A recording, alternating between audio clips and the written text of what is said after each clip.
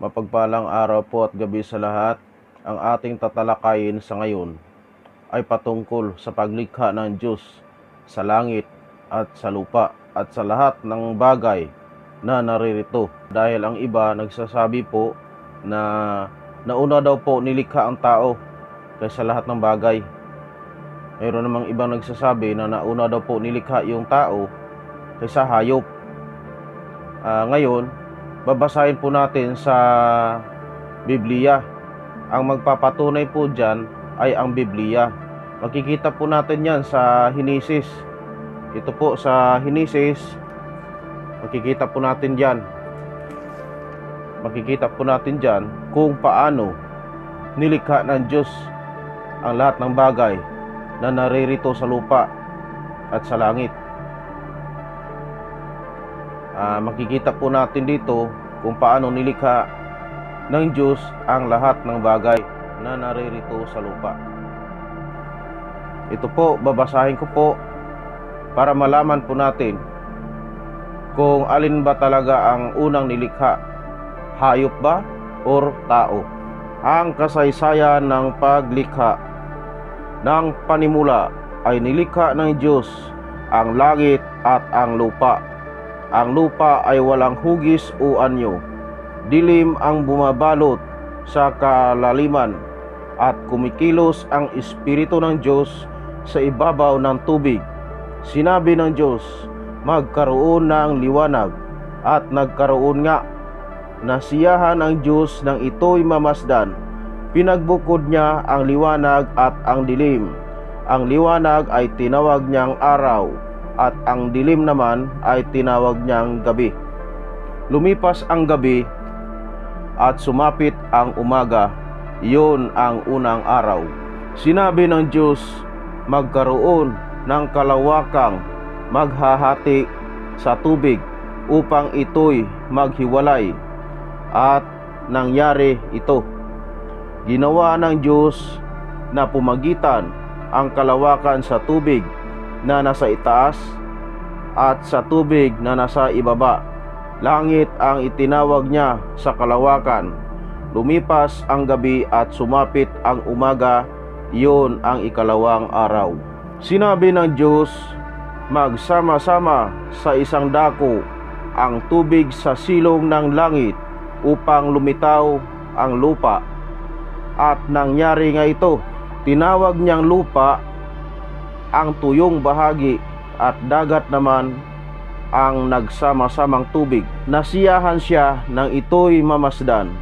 Pagkatapos, sinabi ng Diyos, magkaroon sa lupa ng lahat ng uri ng tumutubong halamang nagkakabinhi at mga punong namumunga. At nangyari nga ito. Tumubo nga sa lupa ang gayong mga halaman. Nasiyahan siya nang ito'y mamasdan. Lumipas ang gabi at sumapit ang umaga, yun ang ikatlong araw. Sinabi ng Diyos, magkaroon ng mga tanglaw sa langit upang magbukod ang araw at gabi. Ito ang magiging batayan sa bilang ng mga araw, taon at kapistahan. Mula sa langit, ang mga ito'y magbibigay ng liwanag sa daigdig, at gayon nga ang nangyari.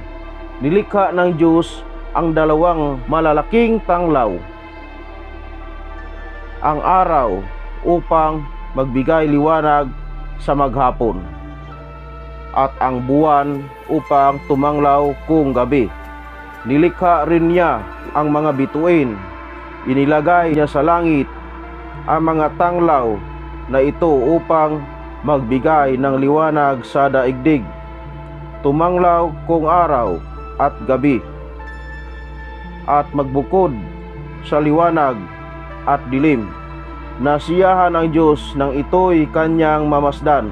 Lumipas ang gabi at sumapit ang umaga, iyon ang ikaapat na araw. Sinabi ng Diyos, magkaroon sa tubig ng maraming bagay na may buhay, at magkaroon din ng mga ibon sa himpapawid. Nilikha ng Diyos ang mga dambuhala sa dagat at lahat ng bagay na nabubuhay sa tubig. Gayon din ang lahat ng uri ng ibon. Nasiyahan ang Diyos nang ito'y mamasdan. Pinagpala niya ang mga ito at sinabi, magpakarami ang lahat ng bagay na nabubuhay sa tubig at punuin ang karagatan. Magpakarami rin ang mga ibon at punuin ang daigdig. Lumipas ang gabi at sumapit ang umaga, iyon ang ikalimang araw. Sinabi ng Diyos, magkaroon ng lahat ng uri ng hayop sa lupa, maaamo at maiilap, malalaki at maliliit, at gayon nga ang nangyari. Ginawa nga niya ang lahat ng ito at nasiyahan siya nang ito'y kanyang mamasdan. Pagkatapos sinabi ng Diyos, ngayon likhain natin ang tao ayon sa ating larawan, ayon sa ating wangis. Sila ang mamamahala sa mga isda, sa mga ibon, sa himpapawid, at sa lahat ng hayop, maging maaamo, mailap, malalaki o maliliit. Nilalang nga ng Diyos ang tao ayon sa kanyang larawan. Sila'y kanyang nilalang na isang lalaki at isang babae, at sila'y pinagpala niya. Sinabi niya, magpakarami kayo at punuin ninyo ng inyong mga anak ang buong daigdig, at kayo ang mamamahala nito. Binibigyan ko kayo ng kapangyarihan sa mga isda, sa tubig, sa mga ibon, sa himpapawid, at sa lahat na mga hayop na nasa ibabaw ng lupa. Ibinibigay ko rin sa inyo ang lahat ng uri ng halamang nagkakabinhi at mga bungang kahoy bilang pagkain ninyo. Ang lahat ng halamang luntian ay ibinibigay ko naman sa lahat ng hayop sa ibabaw ng lupa at sa lahat ng mga ibon. At ito nga ang nangyari. Pinagmasdan ng Diyos ang lahat niyang ginawa at lubos siyang nasiyahan. Lumipas ang gabi at sumapit ang umaga, yun ang ika-6 na araw. So, patunay na tayo mga tao ay tayo pala ang pinakahuling nilikha ng Diyos. Bago tayo nilikha ng Diyos ay nauna pala ang lahat ng bagay, pati yung isda, pati yung ibon, lahat ng mga hayop na naririto sa lupa, maliliit at malalaki. Ibig sabihin, tayo pala ang pinakahuli na nilikha. Hindi pala tao ang nauna. Sabi ng iba, tao daw ang nauna. So ngayon, ano ang basihan nila? Saan sila kumuha ng paksa na tao ang nauna? Saang Biblia nila kinuha yon? Nilikha ng Diyos ang langit at ang lupa at ang lahat ng bagay na naroroon. Tinapos niyang likhain ang lahat ng ito sa loob ng 6 na araw. Ibig sabihin, tayo mga tao ay nilikha niya pagsapit ng ika-6 na araw. At siya'y nagpahinga sa ika-7 araw. Pinagpala niya ang ika-7 araw at itinuturing niya itong banal, sapagkat sa araw na ito siya'y nagpahinga matapos likhain ang lahat. Ganito ang paglikha sa langit at sa lupa. Ang sabi ng Diyos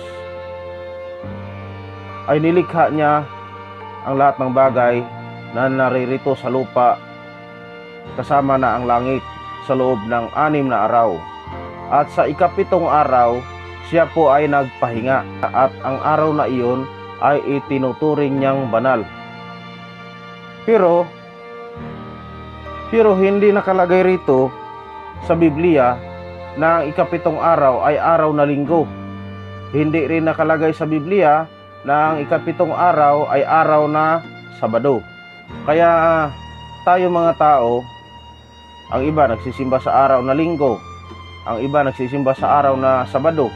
Ang ikapitong araw, yan ay tinuturing na araw na banal, Sabat kung tawagin.